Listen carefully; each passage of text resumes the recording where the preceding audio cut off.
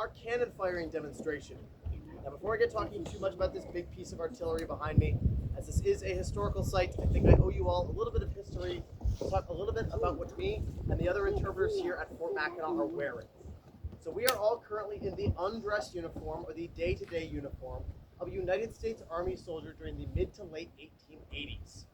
Now, we here at Fort Mackinac portray the men of the 23rd Infantry Company E, who would have been stationed right here at the fort alongside Company K between 1884 and 1890.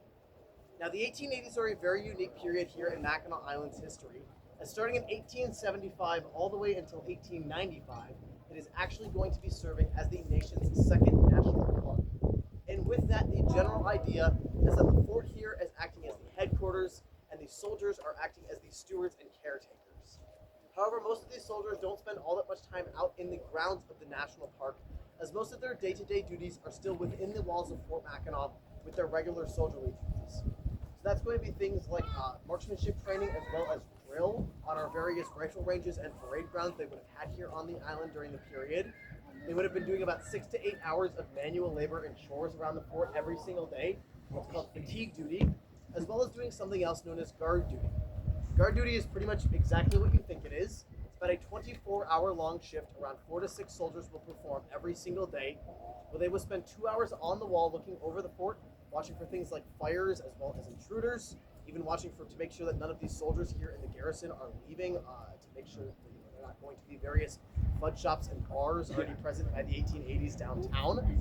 And then they will spend 2 hours off the wall in the guardhouse looking over any prisoners they might have waiting to be court-martialed, such as those soldiers who leave without permission to come downtown. And they will alternate every 2 hours until that full 24-hour shift is over. Now, another responsibility of guard duty for these soldiers is going to be firing these cannons off. Now, they're not actually firing any cannonballs out of it. They'll just be doing what's known as a salute shot, even by the 1880s. Essentially a blank charge of powder to mark an occasion. The biggest reason for this is by the 1880s, there is already a flourishing tourism industry here on the island. Just as all of you don't want us lobbing live ordinances at your ferries coming into the island, the tourists of the 1880s hold a very similar mindset. So there's just a blank charge of powder. For the most part, these soldiers are doing this twice a day, once in the morning with the raising of the flag and reveille, and once in the evening with the lowering of the flag and retreat, sort of to mark the beginning and end of a soldier's workday. But they'll also do it for more celebratory reasons, such as the 4th of July, as well as Decoration Day, what we now know as Memorial Day. For these, they will do what's known as a national salute, for one shot for each state in the Union. In the late 1880s, there will be 38 states, so they'll be doing 38 shots at the crack of dawn. So very loud mornings here. They'll also do it for more solemn occasions, such as the passing of former Civil War General and President Ulysses S. Grant in 1885. For him, they will start the day off with a 13-gun salute, followed by a shot every half an hour from pretty much dawn to dusk, and then finish the day off with another one of those national salutes, another 38 shots. But they'll also pretty much do it for any reason they can think of, such as the first boat of tourists in the spring after a particularly harsh winter. It's pretty special for a unit of artillery or infantrymen to be able to fire artillery like this. It's going to be pretty rare that at any other point in their military career they're going to be able to do this, so they do it pretty frequently here by the 1880s. And the cannon they would have been using is the exact same we have behind us here. This is a replica of a model 1841 6-pound smooth bore field gun. Most of the soldiers in this era would have just called it the 6-pounder, in reference to the weight of the cannonballs it would have fired. And if you've paid attention to what I've said, I have talked a lot about the 1880s. That's what the fort is set up to look like. That's what we are interpreting. This is a cannon from the 1840s.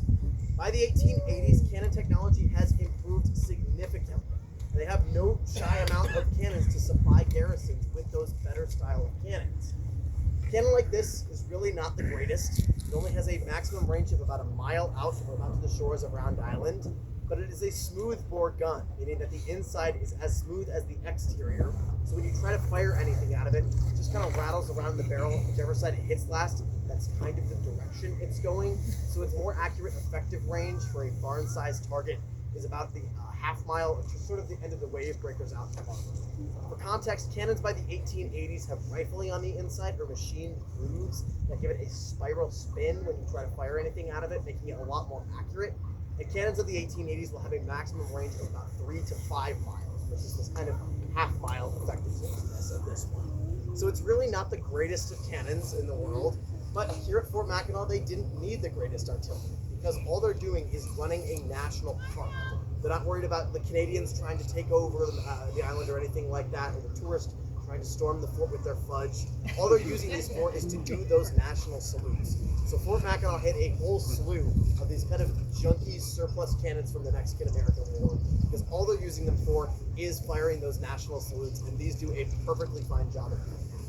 So in honor of all of you making it up into Fort Mackinac today, I think we owe you all a salute shot. How does that sound? All right, wonderful. So whether you are loading a blank shot or a live shot out of a cannon like this, the process is very similar. There's a couple safety things we have to go over to make sure that everything we are doing is safe for both us and for you. The first thing I'm going to do is cover the touch hole in the back of the cannon with my finger. This is making sure that all of the oxygen is going out of the front end. There's only 2 holes in this cannon, small one in the back, large one in the front. First thing Christian will do is known as augering the cannon using the gunner's worm or the auger. He'll send that down the bore and twist it around a couple times. He's searching for any debris that was left over from the last time we fired it, smoldering or otherwise, making sure that the barrel is clear. The next thing we'll do is to sponge the cannon.